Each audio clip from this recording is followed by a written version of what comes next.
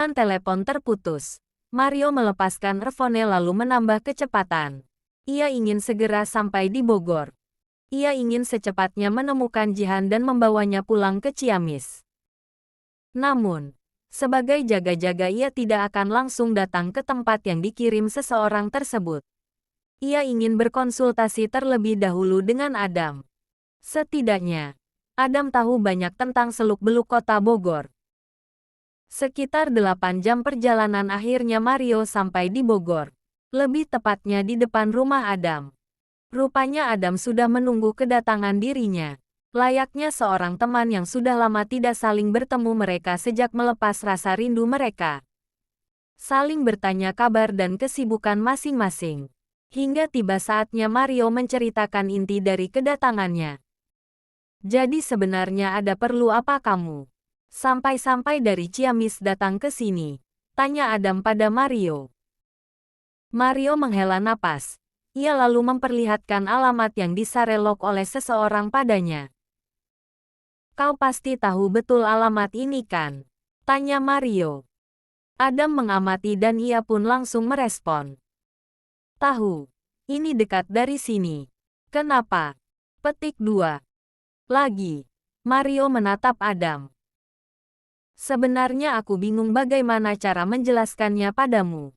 Namun pada intinya, calon istriku dibawa lari oleh mantan suaminya. Petik 2. Apa?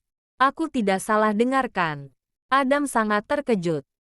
Tidak, ini sangat serius. Dan tadi pagi ada seseorang yang kirim alamat ini. Aku takut ini jebakan. Makanya aku minta bantuan kamu. Kalau ada sesuatu yang membahayakan, terang Mario. Kau tidak usah khawatir. Aku akan membantumu. Sebelum kita ke sana mari buat terlebih dahulu strategi agar mantan suami calon istrimu tidak curiga. Petik 2. Kemudian, Mario dan Adam pun menyusun strategi untuk datang ke alamat tersebut. Part 49. Mario dan Adam sudah berada di depan sebuah villa megah berlantai 2. Adam tahu siapa pemiliknya, sebab pemiliknya termasuk orang berpengaruh di sana. Adam, apa kau yakin di sini tempatnya? Tanya Mario seraya menatap ke sekeliling rumah tersebut. Aku yakin, ucap Adam. Kemudian terlihat sebuah mobil hitam melaju menuju villa. Buru-buru Mario dan Adam langsung bersembunyi. Mereka berdua bersembunyi di balik pohon besar yang ada di samping villa tersebut. Terlihat 2 orang yang berpakaian seperti ustaz dan satunya berpakaian biasa yang tak lain adalah Danu. Mario semakin kuat dugaannya jika Jihan memang ada di sini di villa berlantai 2 itu. Kenapa perasaanku mendadak tidak enak seperti ini? Dam, ayo kita masuk saja. Kita selamatkan kekasihku. Tutur Mario pada Adam. Jangan gegabah. Kita tidak tahu ada acara apa. Sebaiknya kita cari tahu dulu. Sekarang ikut aku. Petik 2. Adam berjalan ke bagian belakang villa. Berharap ada sesuatu yang mereka ketahui. Sementara itu Danu yang membawa 2 pemuka agama untuk menunggu di ruang tamu. Sedangkan dirinya hendak memanggil Jihan yang ia kira sudah selesai makan. Sebelum ke kamar Jihan, Danu ke kamarnya terlebih dahulu. Ia membawa 1 paperback warna putih. Dengan langkah lebar Danu menuju kamar Jihan. Senyuman yang sedari tadi tersungging di bibir Danu kini sirna, saat ia melihat Jihan tengah berusaha menghubungi seseorang. Seketika ia teringat pada handphone miliknya. Ya, dirinya baru sadar jika handphone miliknya tidak ada. Dengan wajah penuh amarah, Danu segera merebut handphone yang ada di tangan Jihan. Kau lancang Jihan. Kau sudah berani membangkang. Marah Danu, ia bahkan sampai berteriak membuat Jihan ketakutan. Awalnya Jihan memang hanya ingin 1 kali menghubungi Mario. Tapi ia ternyata tidak bisa sabar. Ia berniat menghubungi Mario namun malah ketahuan. Karena aku mau pulang. Lagi pula tidak masalah jika aku tidak mendengarkan perkataanmu. Toh, kamu hanyalah orang asing yang memaksa untuk memilikiku. Kau sama sekali tidak sadar atas kesalahan di masa lalumu. Petik 2. Danu mencengkeram rahangnya Jihan. Ia meringis kesakitan. Jangan pernah sekalipun mengungkit masa lalu.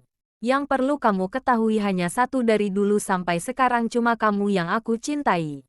Cuma kamu yang ada di hatiku. Terang Danu dengan tangan yang masih mencengkeram erat. Cinta. Cinta apa yang kamu maksud? Menikah lagi, apalagi tanpa sepengetahuan istri pertama itu, sama saja kamu berkhianat. Apa itu yang disebut cinta? Tanya Jihan disela menahan rasa sakitnya. Asal kamu tahu alasan kenapa aku menikah lagi cuma satu. Aku tidak ingin kamu hidup susah. Sebenarnya sudah lama aku bangkrut. Karena ingin selalu membuat kamu bahagia, aku pun korbankan kesetiaanku. Aku ambil alih seluruh kekayaan mereka. Demi siapa? Demi kamu Jihan. Apa kamu sama sekali tidak ingin membalas pengorbananku ini Jihan? Ucap Danu dengan berapi-api. Sungguh Jihan begitu terkejut mendengar penjelasan Danu. Namun, tetap saja apa yang dilakukan Danu itu salah. Tidak ada pembenaran untuk seorang pria yang suka berkhianat. Untuk apa aku membalasnya? Toh, apa yang kamu lakukan salah. Kalau memang niatmu baik, kamu pasti akan cerita padaku. Untuk apa hubungan pernikahan jika di antara kita saling disembunyikan? Jujur itu jauh lebih baik, ungkap Jihan. Omong kosong, bukankah sejak dulu kau begitu ingin hidup mewah? Aku takut kamu malah pergi. Petik 2. Tapi kenyataannya aku tetap pergi. Pengkhianatan jauh lebih sakit daripada tahu jika dulu kita harus hidup susah. Jihan menyela perkataan Danu. Perlahan cengkeraman Danu mulai merenggang. Ia tampak terdiam. Namun sejurus kemudian, berteriak seraya mendorong tubuh Jihan hingga terjatuh. Lalu Danu membanting apapun yang ada di sana, hingga terdengar bising. Dari luar di mana Mario berada, ia khawatir saat mendengar suara teriakan dan tangisan. Adam, kita bertindak sekarang. Aku tidak bisa berdiam di sini saja. Jihan membutuhkan aku. Kicau Mario mulai gelisah dan tak sabaran ingin masuk. Oke, sekarang waktunya. Petik 2. Adam lalu menelepon seseorang. Sekarang, titah Adam pada seseorang yang ada di balik telepon. Orang yang Adam hubungi adalah polisi. Ia meminta untuk berjaga-jaga apabila nantinya Danu memberontak. Sementara itu Mario dan Adam bersembunyi. Dua orang berpakaian koko terkejut saat melihat polisi datang. Namun Adam meminta mereka tenang. Bahkan meminta mereka untuk kembali pulang. Mario yang sudah tidak sabar segera berlari ke lantai atas. Ia membuka satu-satu ruangan yang ada di sana. Hingga tinggal satu ruangan yang belum ia lihat. Sebelumnya, Mario ingin memastikan apakah Jihan benar ada di kamar itu atau tidak. Mario menempelkan telinganya ke daun pintu dan ia benar-benar mendengar sesuatu yang membuat amarahnya semakin diubun-ubun. Ia melihat Jihan menangis sambil berancau agar dilepaskan. Tanpa berpikir lama Mario langsung membuka pintu kamar yang ternyata tidak terkunci itu. Brak! Jihan! Teriak Mario. Jihan dan Danu langsung menoleh. Mario berjalan cepat ke arah Danu yang ternyata tengah melecehkan Jihan. Ia tidak menerima Jihan diperlukan seperti itu. Kurang ajar. Enyahlah kamu Danu sialan. Petik 2. Mario langsung menarik baju Danu. Lalu memukuli Danu tanpa ampun. Bahkan untuk pertama kalinya Mario mengeluarkan kata-kata kasar. Mario sedang ada mode marah besar. Kau tidak pantas hidup. Kau harusnya mati. Oceh Mario sambil tak henti-hentinya memukuli wajah Danu. Wajah Danu penuh darah. Dia sama sekali tidak melawan. Ia malah tertawa seperti tengah mengejek Mario. Hanya segini kemampuan kamu, ejek Danu. Lalu di detik berikutnya, Danu membalas pukulan Mario. Mario sampai terjengkang. Danu yang sudah babak belur pun berusaha untuk bangun. Ia ingin membalas setiap pukulan Mario padanya. Jihan yang kala itu masih syok atas perlakuan Danu hanya bisa terdiam dengan air mata yang terus berjatuhan, membasahi kedua pipinya. Perkelahian antara Mario dan Danu berakhir tatkala Adam datang. Ia melerai keduanya setelah mereka terlihat babak belur. Jangan bertengkar, lerai Adam. Mario, sebaiknya kita jangan usir pria itu. Lihat wanitamu, dia tampak kacau. Ujar Adam menunjuk dengan kepalanya ke arah Jihan. Mario langsung menoleh ke arah Jihan. Perasaannya berubah sedih. Ia tidak tega melihat wanita yang dicintainya terlihat sedih seperti itu. Mario langsung saja menghampiri Jihan. Ia khawatir. Jihan, kau tidak apa-apa? Tanya Mario. Mata Mario tak sengaja melihat baju Jihan yang koyak. Ia pun buru-buru mengambil sesuatu yang bisa menutupi bagian tubuh Jihan yang terlihat. Mario mengepalkan tangan menahan amarah. Dia tidak terima jika Jihan diperlakukan seperti ini. Tanpa banyak bicara Mario langsung beranjak dan melayangkan kembali pukulannya yang sangat keras. Kurang ajar. Petik 2. Adam langsung saja menahan aksi Mario. Sudah Mario. Cukup. Dia sudah babak belur seperti ini. Jangan sampai tanganmu ternodai jika dia mati karena dipukul olehmu. Ujar Adam mengingatkan Mario untuk tidak membalas memukuli Danu. Adam, aku mohon urus pria ini. Karena aku harus kembali ke Ciamis. Aku ingin membawa Jihan pergi dari tempat terkutuk ini. Kau tenang saja.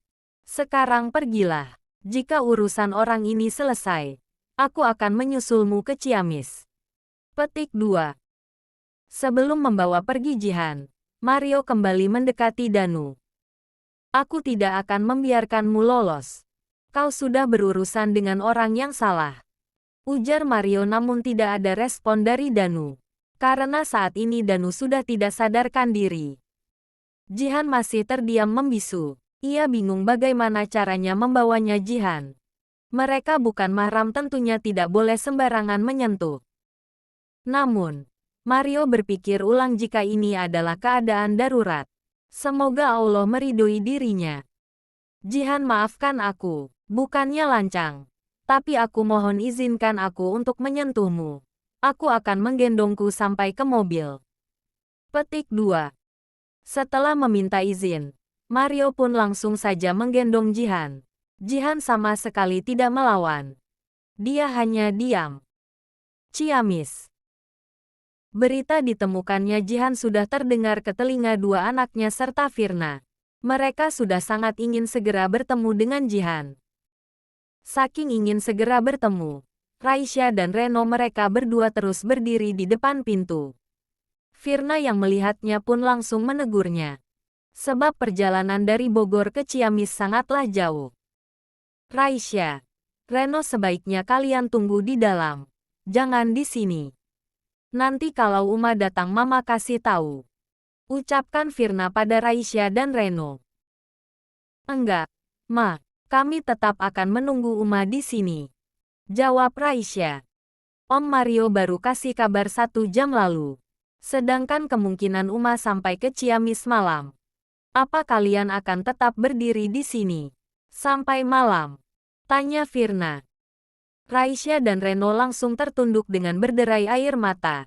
Firna menyadari jika kedua anak Jihan sangat merindukan umanya. Dia paham betul. Lalu, Firna pun memeluk Raisya dan Reno. Berharap penutupnya bisa membuat mereka sedikit lebih tenang. Sabar ya, sekarang Uma sudah ketemu. Sedang dalam perjalanan pulang. Mama tahu kesedihan kalian.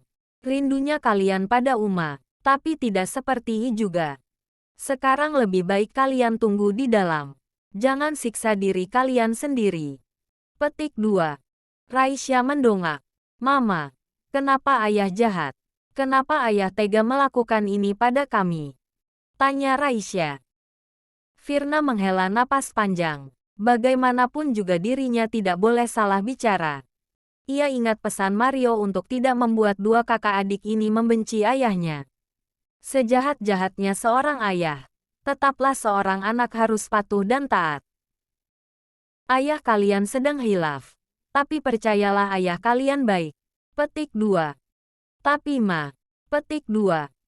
Sudah. Intinya kalian tetap harus punya rasa hormat, tidak boleh sedikit pun membenci ayah kalian. Pasti ada alasan di balik kelakuannya itu. Berhusnuzan aja. Firna menyela perkataan Raisya. Sengaja agar si sulung itu tidak terus memberitahu yang buruk mengenai ayahnya. Sementara itu, Mario dan Jihan sedang dalam perjalanan pulang. Mereka baru saja sampai Limbangan dan harus terjebak macet.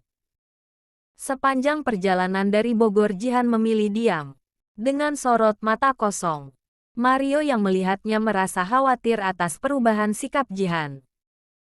Berulang kali Mario ajak bicara, namun tidak ada satupun yang dijawab oleh Jihan.